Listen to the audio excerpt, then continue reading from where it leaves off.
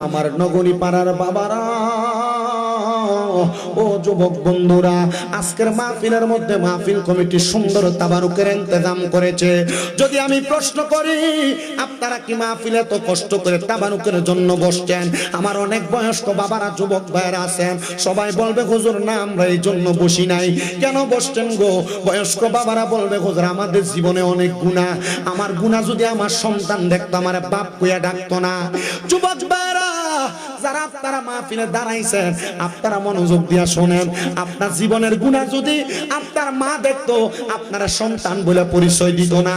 আরে সবার গুনার কথা বাদ দিলাম রে যুবক ভাইরা, মুরব্বী বাবারা, আমি শামীম দাদার গুনাহ যদি আপনারা দেখতেন আমার এই নগরী পাড়া এলাকায় দাওয়াত দিয়ে আনতেন না। আল্লাহ তুমি আমার গুনাহগুলা গোপন করে রাখছো। আল্লাহ তোমার দরবারে লাখ লাখ শুকরিয়া জানাই। ওই আল্লাহ আপনার গুনাহ আমার গুনাহগুলা গোপন করে রাখছে। একটা বার চিন্তা করেন, এই এলাকার মধ্যে কোনো মানুষ যদি চুরি করে ধরা খায়, রাস্তা দিয়া যাওয়ার সময় মানুষ তারে চোর করে ডাক দেয়নি? একটু কমা, চুরি করে ধরা খাইলে আপনারা বলেন বান্দারা যারা মুমিন দাবি করে, যারা আল্লাহকে ভয় করে, তারা নামাজ পড়ে কি পড়ে না? তারা রোজা রাখে কি রাখে না? আবার এমনও মানুষ আছে নামাজও পড়ে রোজা রাখে সুদও খায়। নাই নগরী পাড়া? এমন নাই বাবা। ও মুসলমান, এই ইত্তাকুল্লাহ দ্বারা আল্লাহ তাআলা কোন বান্দাদেরকে বুঝাইলেন? আল্লাহ তাআলার ওই বান্দাদেরকে বুঝাইছেন যারা দুনিয়াতে আল্লাহকে সবচাইতে বেশি ভয় করে, যারা দুনিয়াতে আল্লাহরে ভয় করে আল্লাহর সিজদা দেয়। কিন্তু আমরা সমাজ এমন বিনষ্ট হয়ে গেছে, আমরা সমাজ এমন ভাবে ক্ষতিগ্রস্ত হয়ে গেছে, মানুষ বুঝতে পারে না। ও বান্দার দলেরা, কেন তুমি দুনিয়ার জমিনের মধ্যে বুঝতে পারো না? আল্লাহ কয় বান্দা ওয়াল তানজুরু, তোমাদের প্রত্যেকের তাকানো উচিত, নাফসুম্মা কদ্দামাত লিগাদ, তোমাদের পূর্ববর্তীদের দিকে, যে তোমরা পূর্বের জন্য কি প্রেরণ করেছো, তোমরা সামনের জন্য কি প্রেরণ করেছো। আল্লাহ গো, আমরা সামনের জন্য কি প্রেরণ করছি আমরা তো বলতে পারবো না। আপনি বলছেন নামাজ পড়ার জন্য আমরা পড়ি, আপনি বলছেন ইবাদতের জন্য আমরা করি, আপনি বললেন হারাম না খাওয়ার জন্য আমরা খাই না, আপনি বললেন সহজ সরল পথে চলার জন্য আমরা চলি। ও আল্লাহ, তাহলে কোন ব্যক্তিদের কথা আপনি ইঙ্গিত ইশারা দিয়া বোঝান? আল্লাহ কয় বান্দা শোনো, এবার কাদের কথা বোঝাইতেছে? আল্লাহ তাআলার কোরআনুল কারীমে সূরা ফাইয়ার মধ্যে আল্লাহ ঘোষণা করে, ইন্নাল্লাযীনা কাফারু মিন আহলিল কিতাবি ওয়াল মুশরিকিনা ফি নারি জাহান্নামা খালিদিনা ফিহা উলাইকা হুম শাররুল বারিয়া। আল্লাহ কয় বান্দা নিশ্চয় যারা কুফরি করে, বলেন কি করে? কি করে? কুফরি কেমনে করে? কেমনে করে? এবার আসে এই কুফরি কিভাবে করে, অল্প কিছুক্ষণ সময় কষ্ট করে বসবেন। আমি জানি কষ্ট হইতাছে, অনেকে কোরামুরি করতেছে যে বমু না বমু না। আমার একটা বিশ্বাস, যদি বৃষ্টিটা না হইতো এই প্যান্ডেলে থাকা হইতো না। এটা আমার একটা বিশ্বাস আর কি, যে আপনারা যেভাবে আছেন যদি বৃষ্টিটা না হইতো এই প্যান্ডেলে জায়গা হইতো না। তবে আলহামদুলিল্লাহ যারা আপনারা আসছেন আল্লাহ তাআলা আমাদের সবাইকে কবুল করুন, জোরে কোন আমিন। তাহলে কুফরি কেমনে করে একটু মনোযোগ দিয়ে শোনেন।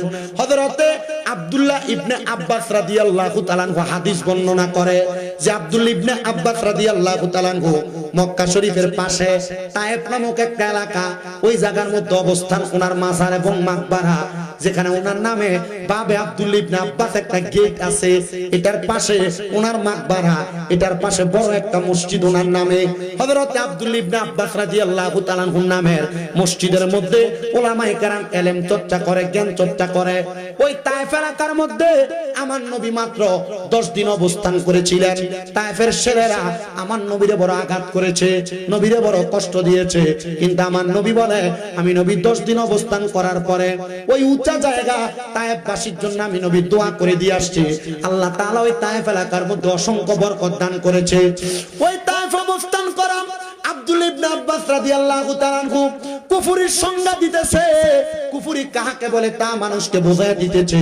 আব্দুল্লাহ ইবনে আব্বাস বলেন আমার নবীজির জবান মোবারক থেকে শোনা, যেই ব্যক্তি আল্লাহ তাআলার আদেশগুলোকে মাইনা চলে না, আল্লাহ তাআলার নিষেধগুলোকে অমান্য করে, সেই ব্যক্তি কুফরি করে। সহজভাবে বোঝায় এই কুফরির সামান্য ছোট্ট একটা সংজ্ঞা, কিন্তু উলামায়ে কেরাম এই কুফরির আরো বড় বড় সংজ্ঞা দিয়েছেন। স্বাভাবিকভাবে আল্লাহর আদেশকে যারা অমান্য করে, আল্লাহর নিষেধকে যারা অমান্য করে তারা কুফরি করে। আল্লাহ আদেশ আদেশ করে বান্দা হারাম খায়ও না, বান্দা হারাম খায়। আল্লাহ আদেশ করে বান্দা নেশা করো না, বান্দা নেশা করে। আল্লাহ আদেশ করে বান্দা মিথ্যা কথা বলবা না, বান্দা মিথ্যা কথা বলে। আল্লাহ আদেশ করে বান্দা সালাত কায়েম করো, বান্দা সালাত কায়েম করে না। আল্লাহ আদেশ করে বান্দা সুন্দরভাবে চলাফেরা করো, এমন ভাবে চলবা যেন তোমার উপর আমি আল্লাহর রহমত বর্ষণ হয়। বান্দা করে না, এগুলা না কই না। বান্দা আল্লাহর আইনের বিরোধিতা করে, বান্দা আল্লাহর আইনের বিপক্ষে চলাফেরা করে, আল্লাহর আইনের বাহিরে চলাফেরা করে। মুসলমান, এখানে সবাই মুসলমান দাবি করে, কিন্তু এশারের নামাজ পড়ার মতো আমার মনে হয় না 50% লোক পাওয়া যাবে। কারণ বেশিরভাগ মাহফিল মানুষ কান সুখ করার জন্য যায়, হেদায়েতের জন্য যায় না। যে দেখতে পায় বক্তা কত সুন্দর কথা বলে, কত সুন্দর সুর দিয়ে কথা বলে, বক্তা দুই একটা গজল গায় কিনা। আমি বলবো এই উদ্দেশ্য যদি কেউ যদি ওয়াজ শুই না থাকো, তোমার এই ওয়াজ দিয়ে হেদায়েত পাইবা না। যদি মনে করো বক্তা কি বলে তার কথার উপর আমি আমল করব, তাহলে এই ওয়াজ দিয়ে হেদায়েত হবে। অন্যথা তেমন 10টা মাহফিল করে কোনো লাভ হবে না। এবার আসেন কুফরির মূল ধারাবাহিকতায় চলে যায়। আমরা সমাজে অনেক মানুষ মুসলমান দাবি করে, কিন্তু সে কোনোদিন চুরি করে না, খারাপ কাজ করে না, বদ কাজ করে না, কিন্তু নামাজও পড়ে। আচ্ছা, নামাজ পড়ে না কিন্তু এলাকার কোন অপকর্মের সাথে সে জড়িত না, আপনি কি তারা খারাপ কইবেন? কোন অপকর্মের সাথে সে জড়িত না কিন্তু নামাজ পড়ে না, আপনি তারা খারাপ বলবেন না? আপনি বলবেন না লোকটা খুব ভালো, শুধু নামাজটা পড়ে না। আবার নামাজ পড়ে অপকর্মের সাথে জড়িত না, সমাজের ভিতরে সমবায়, মানুষের সেবা দেয়, সুদে টাকা লাগায়, আছে না? আপনি তারও খারাপ বলেন না, কারণ তে তো নামাজ পড়ে ভালো মানুষ। ও মুসলমান, নামাজ পড়লে শুধু ভালো মানুষ না, মনে রাখবা এই নামাজ পড়া অনেক মানুষ দুজকে যাবে। যারা দুনিয়াতে নামাজও পড়ে হারামও খায় তারা দুজকে যাবে। এবার আব্দুল্লাহ ইবনে আব্বাস রাদিয়াল্লাহু তাআলা আনহু বলতেছেন, এক নাম্বার কোন মানুষ যদি নামাজ না পড়তে পড়তে আল্লাহ তাআলার দ্বীনের পথ থেকে দূরে সরে যায়, সে কুফরি করার অন্তরের ভিতরে কুফরির একটা শামিল অন্তরে জাগ্রত হয়। কেমন জাগ্রত? ওই বান্দা তখন গুনাহ করতে কোনো দ্বিধাবোধ করে না। সোশ্যাল মিডিয়া, মোবাইলের মাধ্যমে স্বাভাবিকভাবে আপনি বিভিন্ন গুনার সাথে জড়িত হন। নাঙ্গলকোট বাজারে গেলে বেরিয়েত কম দেখা যায় না বেশি? রাস্তাঘাটে চলতে গেলে বেপরদানারি কম দেখা যায় না বেশি? রাস্তা দিয়ে চলার পথে বইনের মতো মনে কইরা, মায়ের মতো মনে কইরা মহিলাদের সঙ্গে কথা বলা, অপসম্পর্ক তৈরি করা, এই সম্পর্কগুলা বর্তমান জামানায় কম না বেশি? ও মুসলমান, এটা কুফরির শামিল। বলে হুজুর কেন কুফরির শামিল জানতে চাই? আমি আপনাদেরকে সহজভাবে বোঝানোর চেষ্টা করছি। এটার কারণ হইল মানুষ গুনাহকে গুনাহ মনে করে না। বলে হুজুর কেন? মানুষ গুনাহকে যদি গুনাহ মনে করত, নামাজ পড়তো। গুনাহকে যদি গুনাহ মনে করত, নিজের পরিচিত ছাড়া, গায়রে মাহরাম ছাড়া অন্য কোন নারীর সাথে কথা বলতো না। কিন্তু আমরা সমাজ এমন পচা সমাজ হয়ে গেছে, মানুষ মনে করে একজনের সাথে আমি কথা বলতেছি তিনি আমার মায়ের মতো। আর ইসলামে মায়ের মতো বলতে কোনো শব্দ নাই। 14 জন নারী ছাড়া অন্য কোন নারীর সঙ্গে কথা বলা, দেখা করা, কোনোভাবে তার সঙ্গে সম্পৃক্ত হওয়া হারাম। এটা আল্লাহর নবী রাহমাতুল লিল আলামিন নবীর ঘোষণা। মুসলমান, কিন্তু তুমি যে তোমার ভাইয়ের স্ত্রীর সঙ্গে কথা বলো, তোমার অন্তরের মধ্যে একটু মায়া লাগে না? কি সুন্দর কথা, আমার ভাবি, কি হইব? বোনের মতো, ভাবি, মায়ের মতো কথা বললে কোনো সমস্যা নাই। কিন্তু এটা যে মারাত্মক কবিরা গুনাহ, সে এটাকে কবিরা গুনাহ মনে করতেছে না। বলে যে কারণ কি? বলে বড় ভাইয়ের বউ ছোট ভাইরে ভাগ বাইরা দেয়, ভাইয়ের মতো কি হইব? আল্লাহর নবী হাদিসে মুবারাকার মধ্যে বলে, এই ভাবিটা, দেবর ভাবি, এই দুইজনের সম্পর্ক কেমন হবে? নবী আমার বলে, এই দেবর হলো একজন ভাবির জন্য মৃত্যু সমতুল্য। 2 নাম্বার, এই দেবর হলো ভাবির জন্য কাল সাপের মতো। নবী গো কেন? নবী আমার বলে, কাল সাপ কামড় দিলে যেমন একটা মানুষ মারা যায়, ঠিক তেমন মনে রাখবা মুসলমানেরা, তেমন মনে রাখবা মুসলমানেরা, একটা ভাবি দেবরের সামনে গেলে তার মৃত্যুর মতো অবস্থা হয়ে যায়, আমল বরবাদ হয়ে যায়। তো আপনি আপনার স্ত্রীকে অন্য পুরুষের সামনে, আপনার ভাইয়ের সামনে যাইতে দিবেন কিনা সিদ্ধান্ত আপনার। বলো হুজুর ভাইয়ের সামনে দূরের কথা, আমরার বাড়িতে গায়ে হলুদ হইলে আমার বউ তো 14 বেটার লগে নাচে, এমনও হয় গান বাজনার মাধ্যমে একসাথে 10-15 জন নাচানাচি করে। আমরা সমাজ এমন বিশ্রী সমাজ, এই সমাজের মানুষ এমন কালচার সমাজে তৈরি করেছে, বিয়া হইলে ডেকডেকসি লইয়া বাইর হয়, বিয়া হইলে কলসি নিয়া বাইর হয় পানি তোলবার জন্য, এমন অপকর্ম করে বেড়ায়। আল্লাহর কসম এগুলা করার কারণে আপনার মা, আপনার বোন, আপনি কবিরা গুনাহ শামিল হইতেছেন, কিন্তু আপনি এটাকে গুনাহ মনে করতেছেন না। এটা আপনার জন্য যে জাহান্নামী হওয়ার কারণ হবে, এটা আপনি একবারও চিন্তা করতেছেন না। আল্লাহর নবী রহমতের নবীজির হাদিসে মুবারাকার মধ্যে দেখলাম হযরতে জাবির ইবনে সামুরা রাদিয়াল্লাহু তাআলা হাদিস বর্ণনা করে, তিনি বলে নবীজির জবান মুবারকের মধ্যে বলতে শুনলাম, একজন নারীর কারণে 4 প্রকার পুরুষ মানুষকে দোজখে যাইতে আমি নবী দেখেছি। ইয়া রাসূলুল্লাহ, কোন পুরুষ মানুষকে দেখেছেন?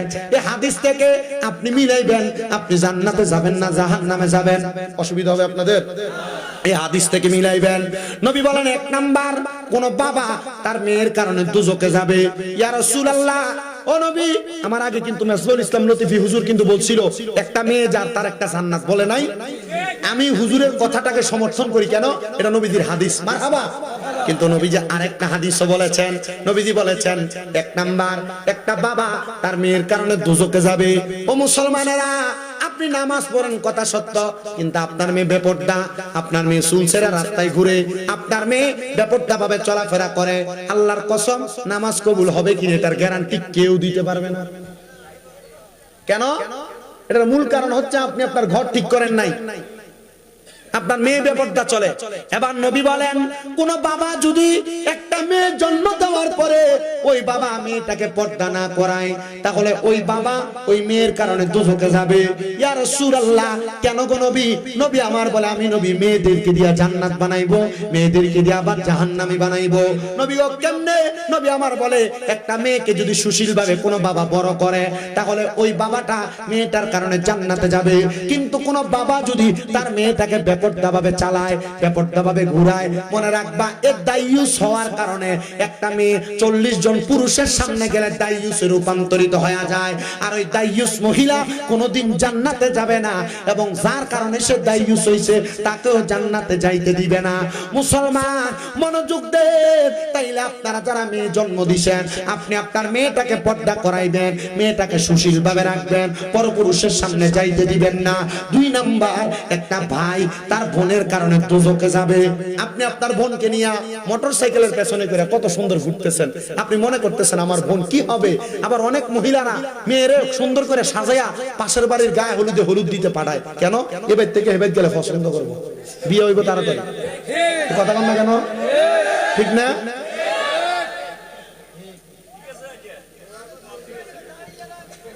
আপনারা কষ্ট হইতেছে?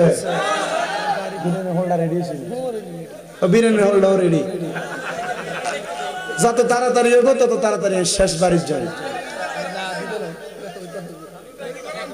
আপনারা দাঁড়িয়ে রয়েছেন, আমার কষ্ট লাগতেছে। মাহফিল কমিটির দরকার ছিল, যখন দেখছেন বৃষ্টি হয় তখন মিনিমাম 500 চেয়ার আনে, চেয়ার আইনা দিয়ে দিতেন, তারা চেয়ারে বইয়ে বইয়ে বসেন। কি কন? চলবো? আল্লাহ কবুল করুক, জোরে কোন আমিন।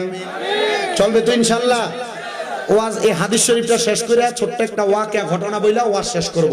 তবে একটু মুহাব্বত আপনারা দুরূদ,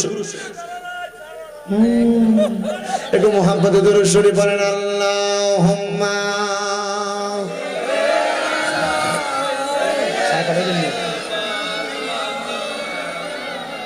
মুহাম্মাদ ওয়া আলা আলি মাওলানা মুহাম্মাদ। আল্লাহুম্মা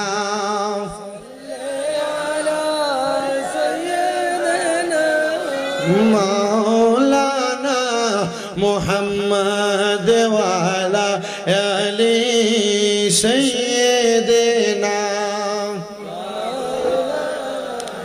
বলেন সাবধানে থাকিও নারী পর্দার আড়ালে, বলেন সাবধানে থাকিও। ওরে হাদিসে হারাম লেখে অন্য দেখিলে, ওরে হাদিসে হারাম লেখে অন্য দেখিলে সাবধানে থাকিও নারী লে বলেন সাবধানে থাকিও নারী ওরে আজকালকার নারী গণে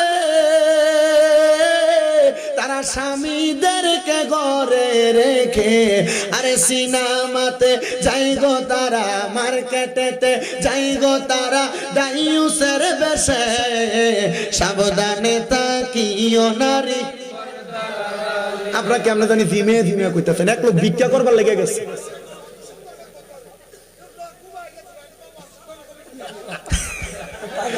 একটা ছোট্ট কথা বলি এক লোক ভিক্ষা করতে গেছে কি যা ভিক্ষা আপনাকে কথা বুঝতে অসুবিধা হইতেছে কি করতে গেছে তো দুই বাড়ি এক লগে একটা ভাঙা টিনের বাড়ি আর একটা বড় হাঁসতলা বিল্ডিং তো ভাঙা টিনের ঘরের সামনে দেখ আল্লাহর রাস্তা কটা ভিক্ষা দেন গো তো টিনের ঘরের মালিক ভিক্ষা দিছে 5টি কত দোয়া করে আল্লাহ যে আমার 5টা টাকা ভিক্ষা দিছে তুমি তারে লাখ লাখ টাকার মালিক বানাও বাড়িওয়ালা খুশি হয়ে গেছে আল্লাহ লাখ টাকার মালিক যদি বানা আমার বাড়িটা বিল্ডিং বানান যাইব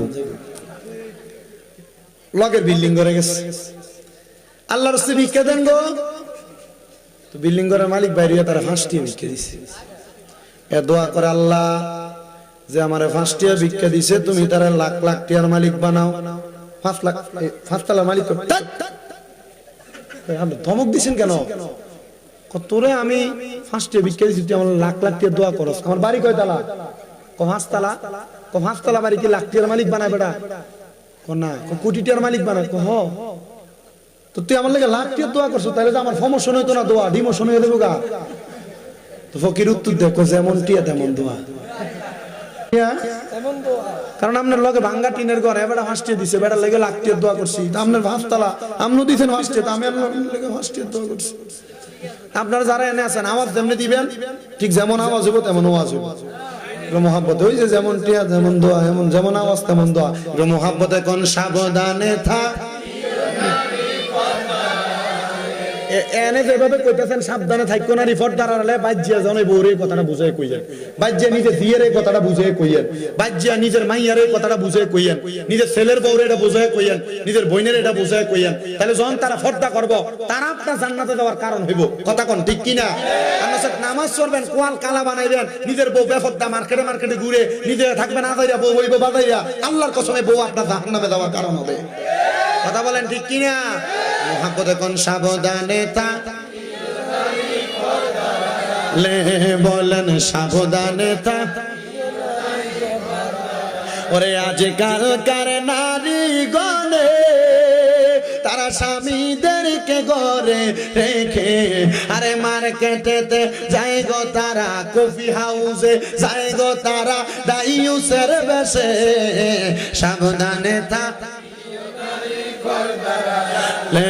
বলেন সাবধানে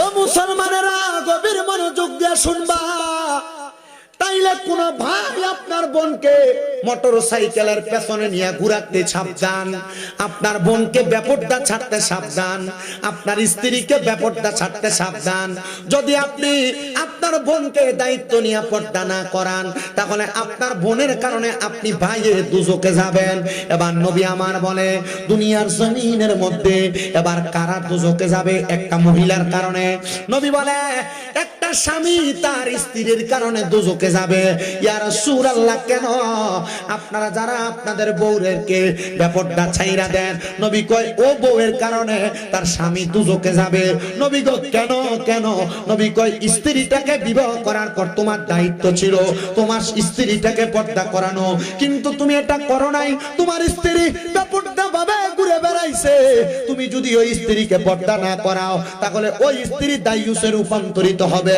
তখন তোমার স্ত্রীর কারণে তুমি জাহান্নামের মধ্যে পতিত হইবা নবী কয় এখানে আমরা যারা আছি আমরা কোনো না কোনো মায়ের সন্তান এই সন্তানেরা একটা সন্তান তার মায়ের কারণে দুজকে যাবে নবী গো কেমনে নবী আমার কয় কোন সন্তান যদি দায়িত্ব নিয়া তার মারে পর্দা না করায় অনেকে মনে করে আমার মা বুড়া হয়ে গেছে কেন পর্দা করবে না রে না ও মুসলমান এই পর্দাটা এমন একটা নিয়ামত আল্লাহ তাআলা কোরআনুল কারীমে ঘোষণা করে ওয়া করনা ফি বুয়ুতিকুন্না ওয়ালা তাবাররাজনা তাবাররুজাল জাহিলিয়াতিল উলা। আল্লাহ কয় বান্দারা তোমরা তোমাদের নারীদেরকে জাহিলিয়া যুগের নারীদের মতো বের হতে দিবা না।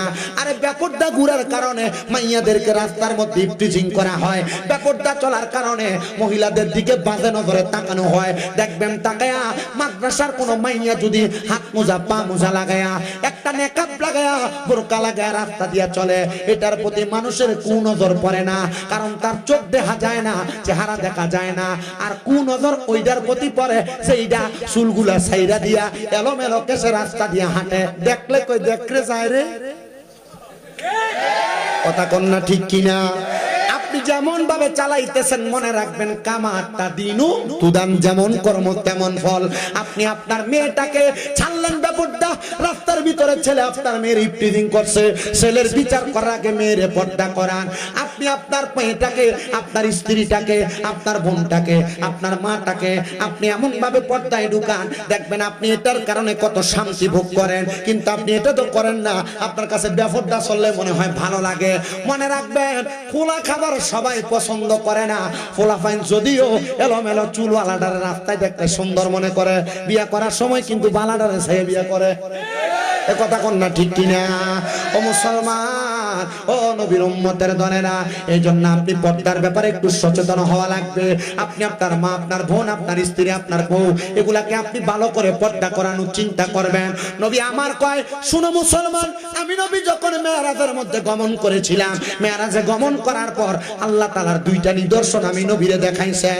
একটা হলো জান্নাত, আর একটা হলো জাহান্নাম। আমি নবী জান্নাত যখন দেখলাম, আমি নবী মুস্কি মুস্কি হাসলাম। আমার আল্লাহ তাআলা আমি নবীরে ঘোষণা করেছি, আর রাসূলুল্লাহ, এই জান্নাতটা আপনার উম্মতের জন্য বানানো হয়েছে। আমার নবী বলে, আল্লাহ আপনার আরো অনেক নিদর্শন আমরা দেখতে চাই। আমার আল্লাহ কয়, বন্ধু এবার আপনাকে দেখানো হবে। নবী বলে, অনেক দূরে ছিলাম, আমি তাকে দেখলাম একটা আগুনের জিহ্বা আমি নবীর চোখ মোবারকের মধ্যে পড়তেছে। আমি জিজ্ঞাসা করলাম, এটার পরিচয় কি? বলা হয়েছে হুমা নারুকা, এটা হলো জাহান্নাম, এটা হলো জাহান্নাম, এটা হলো জাহান্নাম। আল্লাহর হাবিব বলে, এই জাহান্নামের আগুনের এত উত্তাপ দেখা যায়, এত গরম হাত এদিকে লাগতেছে, গরম হাওয়া লাগতেছে, কারণ কি? বলে কারণ হইলো একটা, এই জাহান্নামের আগুনের মধ্যে তাদেরকে রাখা হবে। তারা কারা? বলছিলাম মুশরিকিনা, সরি বলছিলাম ইন্নাল্লাযীনা কাফারু মিন আহলিল কিতাবি ওয়াল মুশরিকিনা ফি নারি জাহান্নামা খালিদিনা ফিহা। ওই জাহান্নামের মধ্যে তারা থাকবে যারা কুফরি করে, যারা আহলে কিতাব, যারা মুশরিক শিরিক করে, আল্লাহ তারা কাউরে সেজদা দেয়, আল্লাহ তারা কারোর কাছে চায়, তারা ওই জাহান্নামে থাকবে। কয়দিন থাকবে? আল্লাহ কয় খালিদিনা ফিহা, ওই জাহান্নামের মধ্যে চিরস্থায়ী বাসিন্দা হয়ে থাকবে, বের হইতে পারবে না। আল্লাহ গো তারা কারা? আল্লাহ কয় উলাইকা হুম শাররুল বারিয়া, তারা হইল দুনিয়ার সবচাইতে নিকৃষ্ট মানুষ। আর নিকৃষ্ট কারা? এদেরকে দেখলে বোঝা যায়, এদের কর্ম দেখলে বোঝা যায় নিকৃষ্ট কারা, এদের চলা চরিত্র দেখলে বোঝা যায়। রাস্তায় বসেন, দোকানে বসেন, গীবত করেন, মানুষের বদনাম করেন, এটা আপনি নিকৃষ্ট কাজ করতেছেন। গালিগালাজ করতেছেন, নিকৃষ্ট কাজ করতেছেন। জমি দখল করতেছেন, নিকৃষ্ট কাজ করতেছেন। অন্যায় অত্যাচার করতেছেন, নিকৃষ্ট কাজ করতেছেন। মনে রাখবেন, নিকৃষ্ট কাজ যারা করে, অন্যায় অত্যাচার যারা করে, তারা কোনোদিন দুনিয়ার জমিনে থাকতে পারে না। যেমন ছিল না ফেরাউন, যেমন ছিল না এই দুনিয়ার জমিনে নমরুদ, এমন ভাবে আপনারাও থাকতে পারবেন না। এমন অত্যাচার অন্যায় যদি করে, আমি আল্লাহর কাছে দোয়া করেছি, ও আল্লাহ, সরকার পতনের পরে বাংলাদেশের জমিনের মধ্যে বাংলাদেশের সংসদরা ভাঙ্গে গেছে। আল্লাহ, এই বাংলাদেশের সংসদে এমন কিছু ব্যক্তিরে নিয়ে আপনি বসে দেন, যেই ব্যক্তিগুলা আল্লাহর কোরআন দিয়া বাংলার সংসদরে পরিচালনা করব। আল্লাহর কোরআন দিয়া সংসদ পরিচালনা হইলে দুর্নীতি চলবে না, জুলুম চলবে না, অত্যাচার চলবে না। এবার আপনারা বলেন, আল্লাহর কোরআনের আইন দিয়া বাংলাদেশ পরিচালনা হোক, আমরা সবাই চাই কি চাই না? এই কারা কারা চাই? হাত তুলে আল্লাহকে দেখান।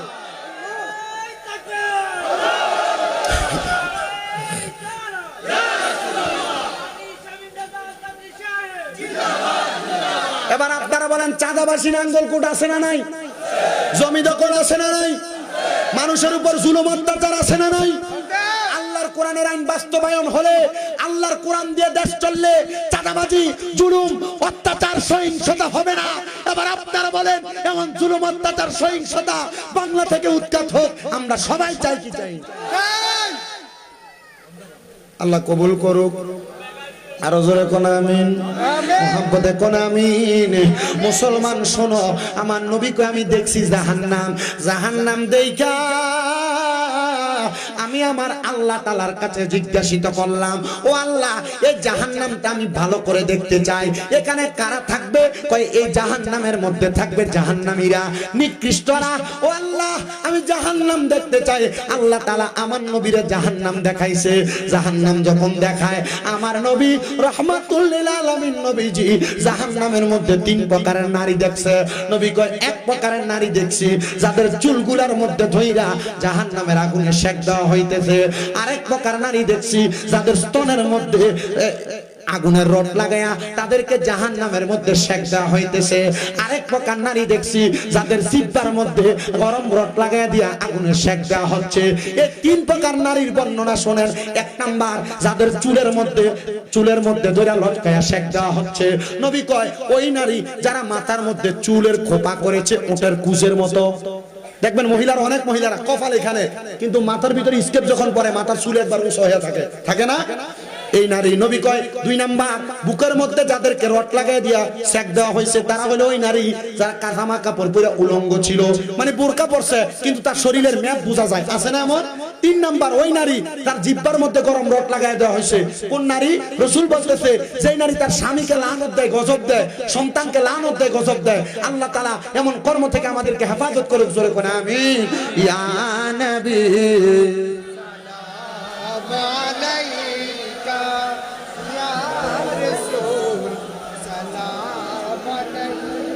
या हबीब सलाम सलावतुल्लाह या रसूल अल्लाह व या हबीब अल्लाह। नबी गो अपनी जे घुमान रात দেখা দে আশিকদের সাথে, ডেকে নেন আপনার রওজাতে, দুরূদ সালাম জানাইতে ইয়া নবী ইয়া রাসূল يا حبيب سلام وصلوات الله يا رسول الله ويا حبيب الله নবী জীবন আমরা মরণে থাকিব একা, কবরে যাইব একা, হাসরে উঠিব একা। নবী পাই যেন আপনারি দেখা, ইয়া নবী সালাম আলাইকা ইয়া রাসূল يا حبيب سلام عليك صلوات الله بلغ العلا بكماله خشفت الدجى بجماله حسنت جميع خصاله صلوا عليه وعليه بلغ العلا بكماله خشفت الدجى بجماله حسنت جميع خصاله صلوا عليه وعليه। মুসলমান দুনিয়ার জমিনে মা বাপকে আদর যত্ন করে রাখবে দূরের কথা, অনেক সন্তান আছে ওই মা বাপরে বাদ দেয় না, এমন আছে না নাই? জোরে কন্যা আছে না নাই? আমি বলবো সন্তানের দলেরা, এমন অনেক সন্তান যদি থাকো বলে, হুজুর আমার মা মারা গেছে, বাবা মারা গেছে, আমি আমার মা বাবার কবরের মধ্যে আমার সম্পদ থেকে, টাকা পয়সা থেকে আমি আমার মা বাপরে কোনো কিছু দিতে পারি না। হুজুর আমার মা বাবা আমার লাখ লাখ টাকা সম্পদ দিয়া গেছে, জায়গা জমি দিয়া গেছে, হুজুর আমার জন্য দোয়া করবেন, আল্লাহ যেন আমার মা বাপরে জান্নাত দান করে দেয়। আমি দোয়া করব, একটা সন্তান কইরা এখানে 10টা সন্তান চাই, হুজুর আমার মা বাবার জন্য দোয়া চাই, আমি 1000 টাকা আমার মা বাবার মহাব্বতে এই মাদ্রাসার জন্য দান করব। 1 নাম্বার, হ্যাঁ দান করব। যদি থাকেন 10,000 নগদ দিবেন, না পারলে বাকি নামটা লেখাইবেন, পরে পৌঁছে দিবেন। যদি থাকেন 20,000 নগদ। 2 হাত তুলে পড়েন না ইয়া রাসূলুল্লাহ, উচ্চ কণ্ঠে পড়েন না ইয়া ওলি আল্লাহ। আমার নাঙ্গলকোট এলাকার ভাই বাবাজিরা, বন্ধুরা গো, ও পর্দার অন্তরালের মা বোনেরা, যদি মাইকের আওয়াজ কানে যায় একটু মনোযোগ দিয়ে আলোচনাটা শ্রবণ করার চেষ্টা করবেন। আমি আল্লাহু আকবার বলতে বললাম, প্রথম আপনারা কেউ জোরে বললেন, আবার কেউ আস্তে বললেন, কেউ একজন আরেকজনের দিকে তাকিয়ে রইলেন। না রে মুসলমান, আপনার আল্লাহু আকবারের আওয়াজটা ছোট হইতে পারবে না। আমার আল্লাহ তাআলা ঘোষণা করে, ওয়াশকুরু নি'মাতাল্লাহি আলাইহিম ইন কুনতুম ইয়্যাহু তা'বুদুন। আল্লাহ কয়, বান্দা তোমরা আমি আল্লাহর নিয়ামতের শুকরিয়া আদায় করো, যদি তোমরা আমি আল্লাহর ইবাদত করো। আপনারা বলেন আমরা সবাই ইবাদত করি একজনের, তিনি কে? আল্লাহ। মুহাব্বতের আওয়াজে বলেন নাকি? ওরে কখনো তোমাকে যদি বলি হেদায়েতের আলো দিয়ে নিও কাছে তুলি, দয়া করে ঠাই দিও, দয়া করে ঠাই দিও, ও গো দয়াময় তুমি রহমান, তুমি মেহেরবান, বলেন তুমি রহমান। একটু মোহাব্বতের আওয়াজে বলেন, তুমি রহমান, তুমি মেহেরবান। অন্ধ গাগে না শুধু তোমারই গুণগান, বলেও বলে না তব শান। তুমি রহমান, তুমি মেহেরবান। একটা জবানও বন্ধ রাখবেন না, জবান খুলে বলেন, দিনে রাতে প্রশংসা হবে একজনের, তিনি কে? আল্লাহ কয়, বান্দা ও আমি আল্লাহর বান্দার দলেরা, তোমরা আমি আল্লাহর নিয়ামতের শুকরিয়া আদায় করো। সাহাবায়ে কেরাম ডাক দিয়ে কই, ইয়া রাসূলুল্লাহ, ইয়া হাবিবাল্লাহ, নবী গো, নিয়ামতের শুকরিয়া আদায় করে কেমনে? আমার নবী কয় 3 ভাবে। 1 নাম্বার ইবাদতের মাধ্যমে, 2 নাম্বার আল্লাহ তাআলার কোরআন তেলাওয়াতের মাধ্যমে, 3 নাম্বার পিতা মাতার খেদমতের মাধ্যমে। আসেন আমরা সবাই আল্লাহ তাআলার ইবাদতের উদ্দেশ্যে আল্লাহ তাআলার কোরআনের তেলাওয়াত করি আর মুহাব্বতে পড়ি। যারা যারা যাইতেছে একটু মুহাব্বতের আওয়াজে পড়েন, ওরে দয়াল আল্লাহ দয়া করেন, দয়া করেন, নসিব করেন মদিনা, লা ইলাহা লা ইলাহা লা ইলাহা ইল্লাল্লাহ মুহাম্মাদুর রাসূলুল্লাহ সাল্লাল্লাহু আলাইহি ওয়াসাল্লাম। আমার নগরী পাড়ার বাবারা, ও যুবক বন্ধুরা, আজকের মাহফিলের মধ্যে মাহফিল কমিটি সুন্দর তাবারুকের ইন্তজাম করেছে। যদি আমি প্রশ্ন করি, আপনারা কি মাহফিলে তো কষ্ট করে তাবারুকের জন্য বসছেন? আমার অনেক বয়স্ক বাবারা, যুবক ভাইরা আছেন, সবাই বলবে হুজুর না আমরা এই জন্য বসি নাই। কেন বসছেন গো? বয়স্ক বাবারা বলবে হুজুর আমাদের জীবনে অনেক গুনাহ, আমার গুনাহ যদি আমার সন্তান দেখতো আমার বাপ কইয়া ডাকতো না। যুবক ভাইরা যারা আপনারা মাহফিলে দাঁড়াইছেন, আপনারা মনোযোগ দিয়া শোনেন, আপনার জীবনের গুনাহ যদি আপনার মা দেখতো, আপনার সন্তান বলে পরিচয় দিত না। আরে সবার গুনার কথা বাদ দিলাম রে যুবক ভাইরা, মুরব্বী বাবারা, আমি শামীম দাদার গুনাহ যদি আপনারা দেখতেন, আমার এই নগরী পাড়া এলাকায় দাওয়াত দিয়ে আনতেন না। আল্লাহ তুমি আমার গুনাহগুলা গোপন করে রাখছো। আল্লাহ তোমার দরবারে লাখ লাখ শুকরিয়া জানাই। ওই আল্লাহ আপনার গুনাহ আমার গুনাহগুলা গোপন করে রাখছে। একটা বার চিন্তা করেন, এই এলাকার মধ্যে কোনো মানুষ যদি চুরি করে ধরা খায়, রাস্তা দিয়ে যাওয়ার সময় মানুষ তারে চোর করে ডাক দেয়নি? একটু কমা, চুরি করে ধরা খাইলে চোর করে ডাক দেয় না? আমনে রে বড় তো মাথা লেগে গেল।